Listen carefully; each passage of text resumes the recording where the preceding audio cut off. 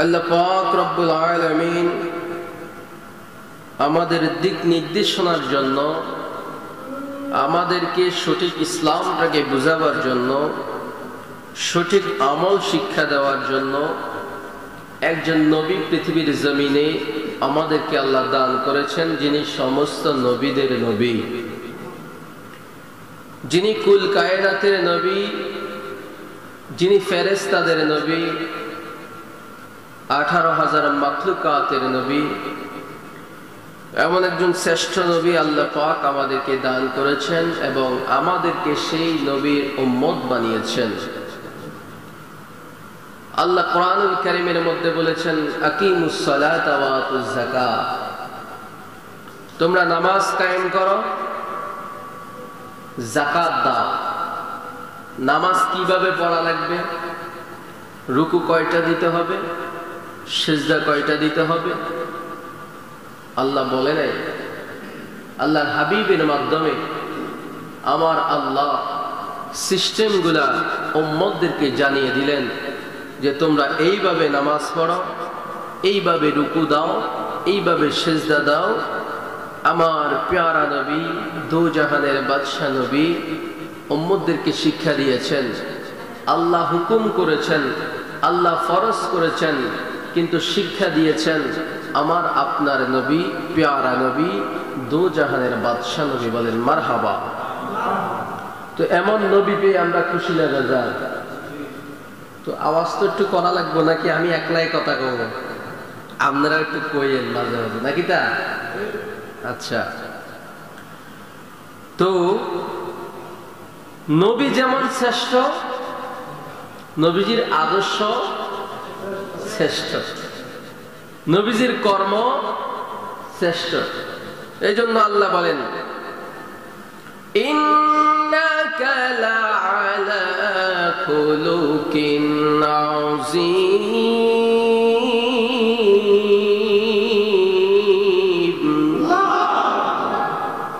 আল্লাহ কয় আমার নবী যেমন শ্রেষ্ঠ, আমার নবীর আদর্শকেও আমি আল্লাহ করেছি শ্রেষ্ঠ। সুবহানাল্লাহ।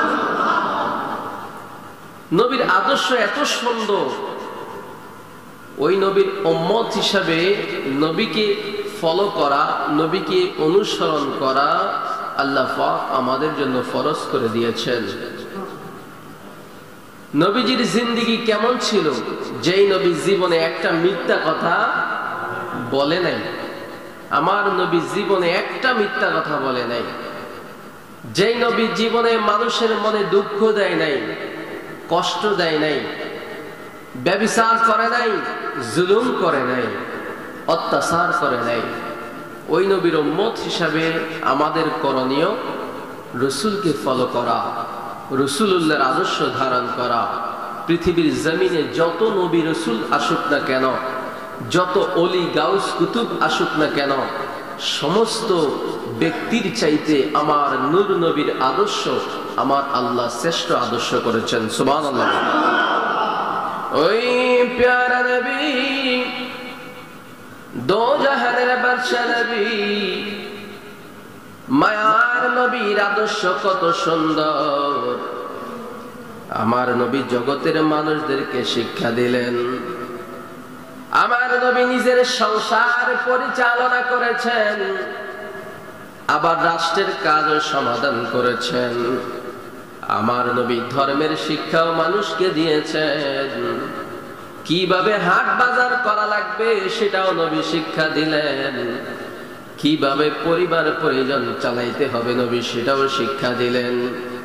কিভাবে মানুষের আমানত রক্ষা করতে হবে সেটাও শিক্ষা দিলেন। এভরিথিং, মানুষের জিন্দেগির মধ্যে যা কিছু প্রয়োজন আমার নবী সব কিছু উম্মতদেরকে শিক্ষা দিলেন। ওই মায়ার নবী, দয়ার নবী, কামলেওয়ালা নবী নিজে কর্ম করে উম্মতদেরকে ধর্ম শিক্ষা দিয়েছে। নবী নিজে আগে কর্ম করেছেন, তারপরে উম্মতদেরকে শিক্ষা দিয়েছেন। এই নামাজ আমার আল্লাহ ফরজ করে দিয়েছেন, আমার নবী নিজে পড়েছেন, উম্মতদেরকে শিক্ষা দিয়েছেন। আমার নবীর নাম ছোটবেলা থেকে আমার নবী যখন যুবককাল, নবীর যুবককাল শুরু হয়ে গেল, তখন কাফের মুশরিকেরা আমার নবীর আচরণ দেখে, ব্যবহার দেখে, আমার প্যারা নবীর চলাফেরা দেখে নবীর কাছে তারা জিনিসপত্র আমানত রাখতো, হেফাজতে রাখতো। মনে করেন 1 মাস আগে যেই ব্যক্তি টাকা আমানত রেখেছে, 1 মাস পরে যাইয়া যদি চায়, মুহাম্মদ তোমার কাছে না টাকা রাখছিলাম, দাও, টাকাটা লাগবে, আমার নবী সেইভাবে আবার বের করে দিত। সুবহানাল্লাহ বলেন। কাফের মুশরিকরা দেখলো এই মুহাম্মদ তো সাধারণ মানুষ নয়, যদিও তারা নবী হিসেবে মানে নাই, তারা বলে এটা অসাধারণ একজন মানব, জেনার কাছে আমানত রাখলে আমানতের খেয়ানত করে না। এই মুহাম্মদের একটা নাম আমরা ঠিক করে দিব, যেই মুহাম্মদ এত বিশ্বাসী হয়ে উঠেছে মানুষের কাছে, ওই মুহাম্মদের একটা নাম রাখবো। মুহাম্মদের নাম রেখেছে তারা আল আমিন। এই আল আমিন নামটা দুনিয়ার কোন মুসলমান রাখে নাই, কাফের মুশরিকেরা দিয়েছে নামটা। আমার নবীর নাম রেখেছেন বিশ্বাসী। সুবহানাল্লাহ বলেন না। আল্লাহর নবী দুজাহানের বাদশা নবী, নবুয়তি পাওয়ার পরে যখন মানুষের কাছে কালেমার দাওয়াত দিতে লাগলো, কেউ নবীর কাছে নবীকে বিশ্বাস করে কালেমা পড়ে, আবার কেউ নবীরে দেখে দূরে সরে চলে যায়। যার কপালে কালেমা আছে, যার নসিবের মধ্যে কালেমা আছে, সে কালেমা পড়তে পারে। কারণ নবীর অতি নিকটের মধ্যে আবু জাহেল, উতবা, সাইবা, মুগীরা এরা ছিল, কিন্তু কালেমা নসিব হয় নাই। আর ইয়ামেনের বাদশা হাবিব বিন মালিক আমার নবীর কাছে কালেমা পড়ে মুসলমান হয়েছে। সুবহানাল্লাহ। যে হাবিব বিন মালিক আমার নবীর ব্যাপারে আগে তদন্ত করেছে, যে ব্যক্তি হিসাবে মুহাম্মদ কেমন, মানুষ হিসাবে কেমন, তদন্ত করে উনি পাইল। আবু জাহেলকে বলল, আবু জাহেল রে, যেই মুহাম্মদের সম্পর্কে তোমাদের এত অভিযোগ, যেই মুহাম্মদ সম্পর্কে তোমাদের এত সমস্যা, বলো দেখি তার চলাফেরা কেমন, তার চরিত্র কেমন, তার আদর্শ কেমন। তখন আবু জাহেল বলে, আমরা জানি মুহাম্মদ এমন একজন ব্যক্তি, জীবনে কোনোদিন মাসুম থেকে শুরু করে এই পর্যন্ত একটা মিথ্যা কথা বলছে, এই কথা কেউ বলতে পারে নাই। হাবিব বিন মালিক কয়, এখন বর্তমানে নবীর বয়স কত? কয় 40। 40 বছর শেষ হয়ে যাওয়ার পরে নবুয়তি দাবি করেছে। আবু জাহেল কয়, হ্যাঁ, যেই ব্যক্তি 40 বছর জিন্দেগির মধ্যে একটা মিথ্যা কথা বলে নাই, আমি হাবিব বিন মালিকের মনে হয় 40 বছর পরে আইসা এই ব্যক্তি মিথ্যা কথা বলছে, এটা আমার বিশ্বাস হয় না।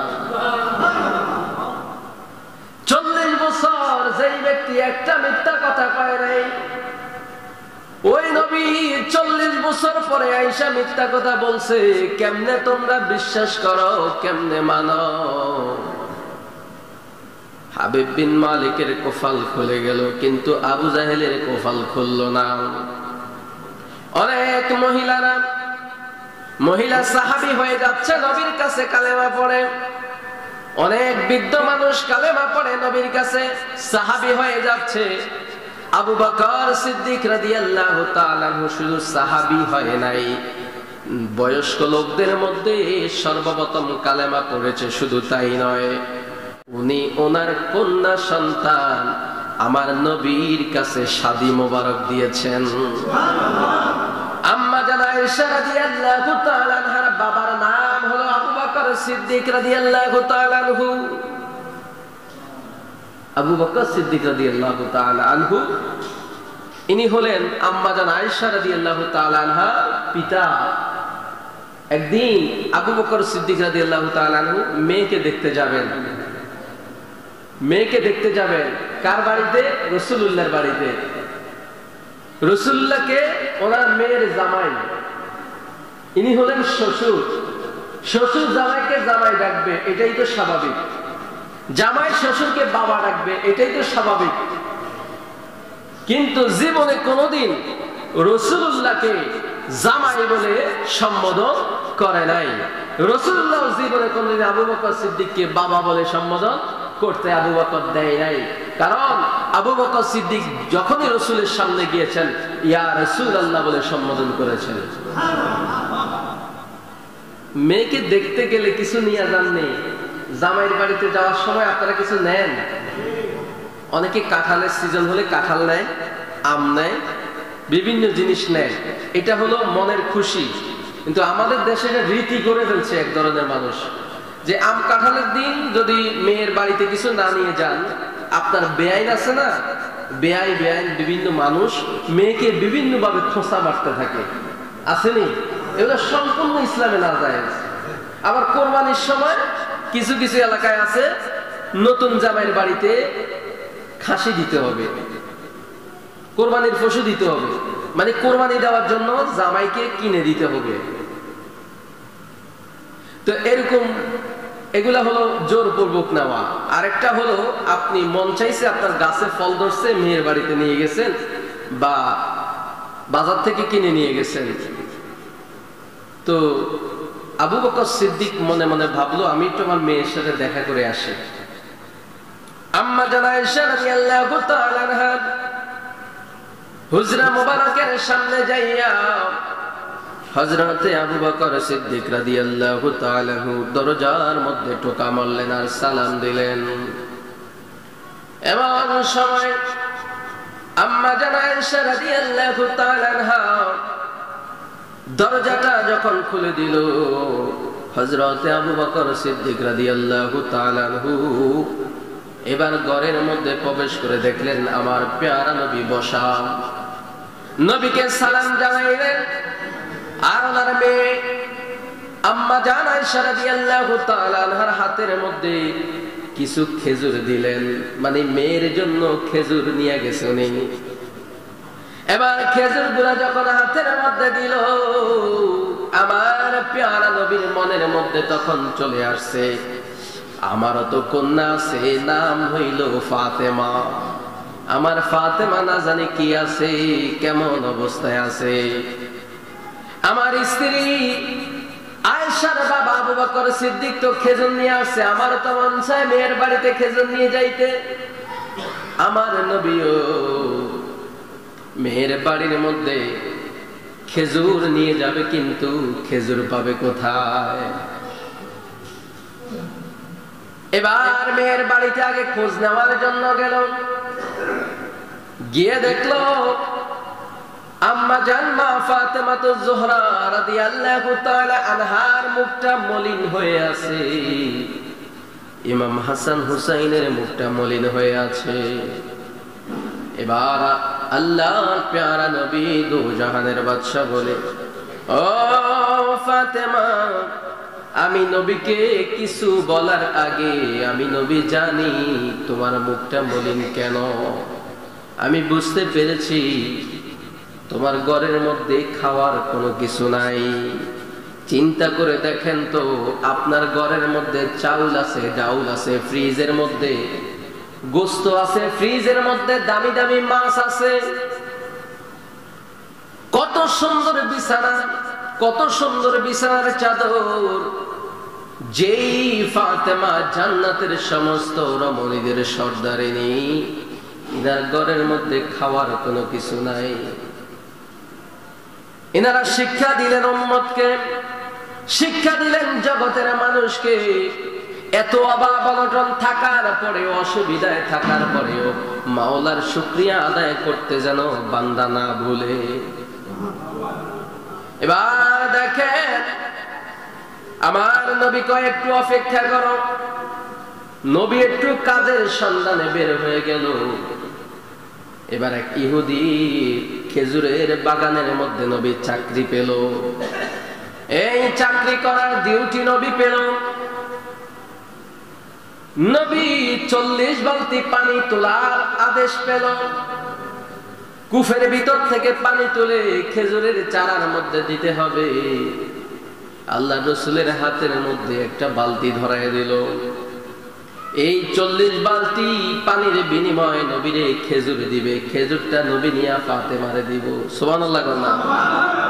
আমার প্যারা নবী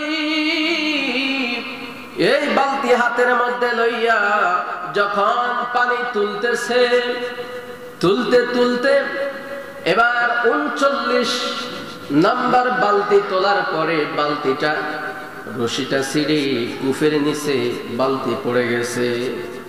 এমন সময় ইহুদি এসে কয়, পানি তুলছুনি? কয় 39 বালতি পানি দেওয়ার পর 40 নম্বর বালতিটা কুফের ভিতরে ছিঁড়ে পড়ে গেছে, আমি আর তুলতে পারি না। বলেন তো দেখি, যেই নবী মাসুম বয়সে আম্মা জান হালিমা তুসাদিয়ার ঘরের মধ্যে যখন ছিল, আমার নবী যখন বালতি মোবারক লইয়া কুফার পারে গেল, ওই কুফের পানি অনেক গভীরে ছিল।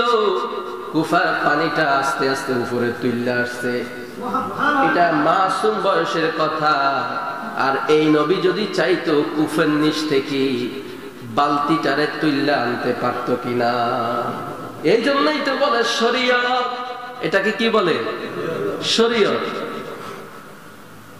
নবী শরীয়ত শিক্ষা দিলেন উম্মতকে।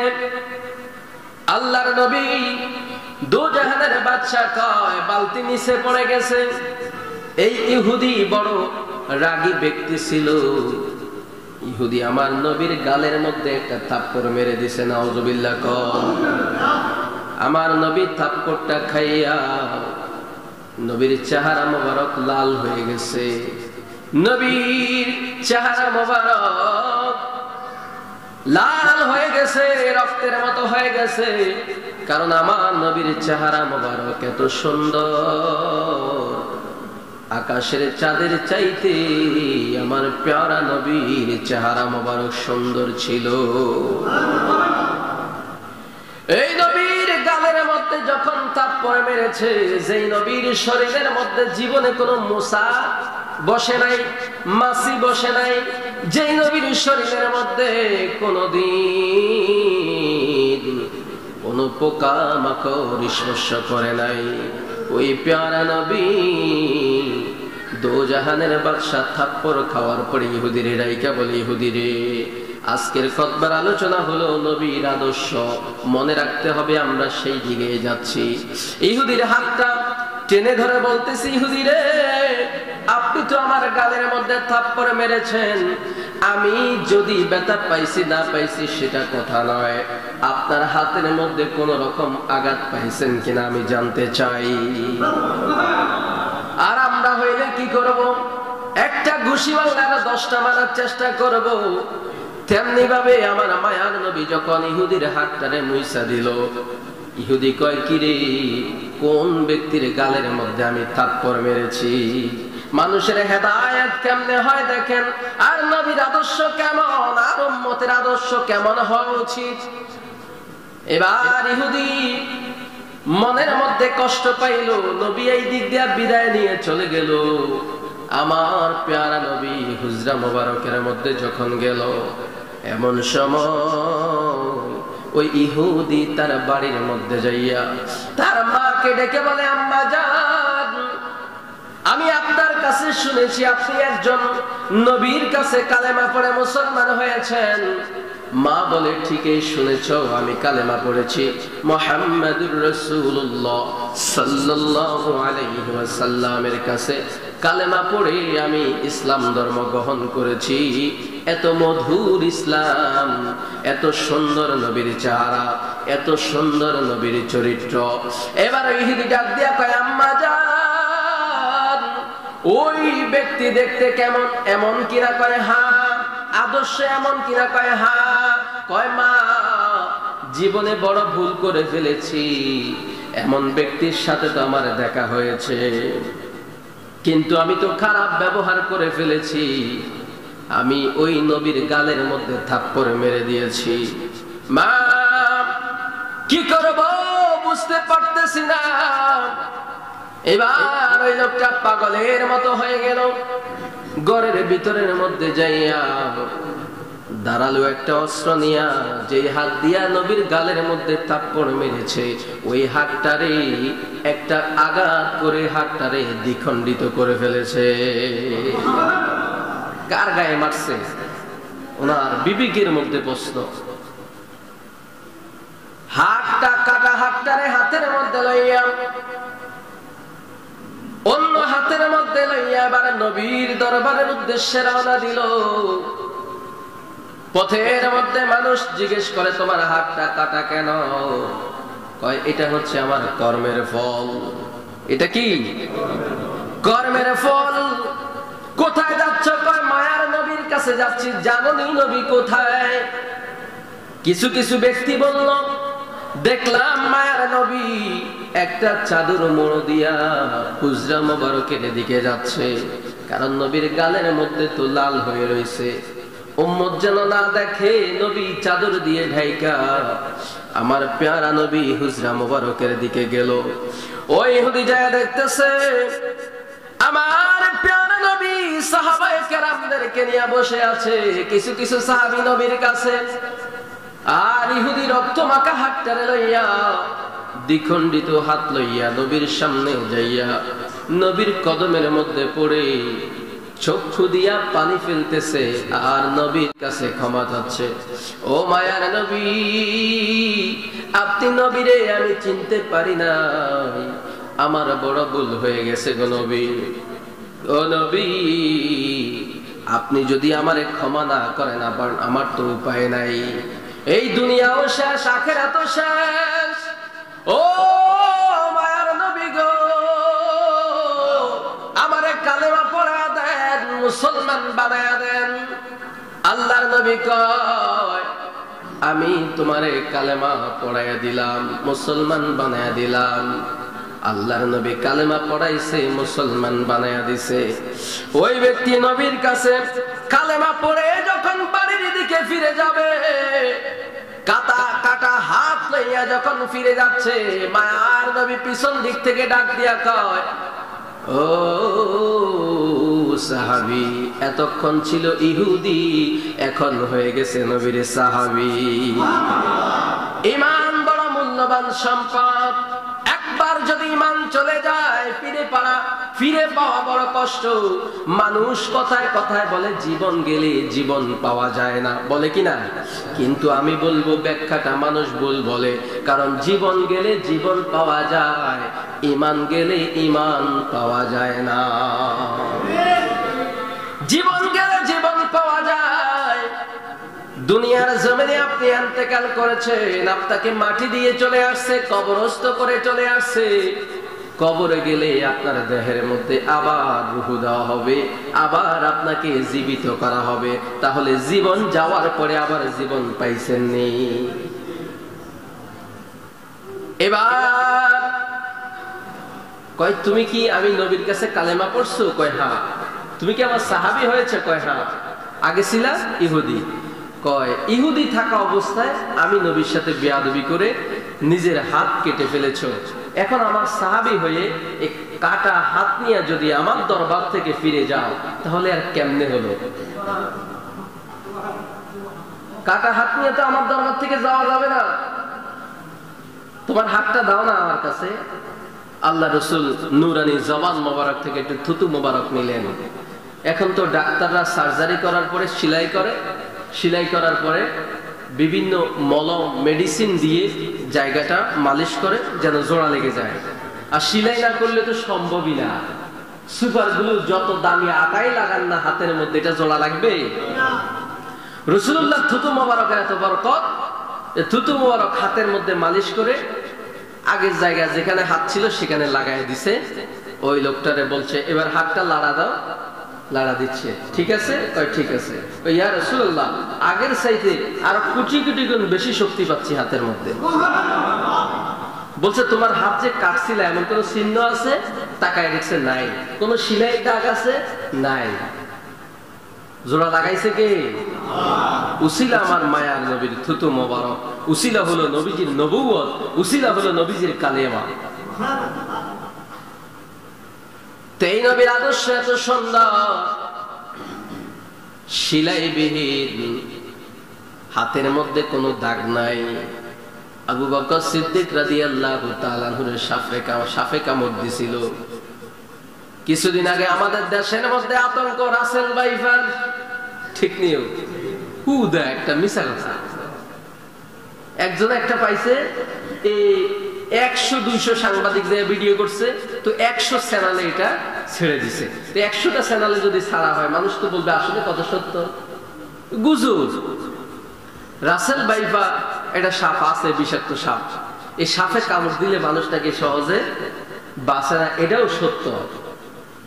কিন্তু আল্লাহর রাসূলের সাহাবী আবু বকর সিদ্দিক রাদিয়াল্লাহু তাআলা আনহুরেও বিষাক্ত সাপে কামড় দিছে।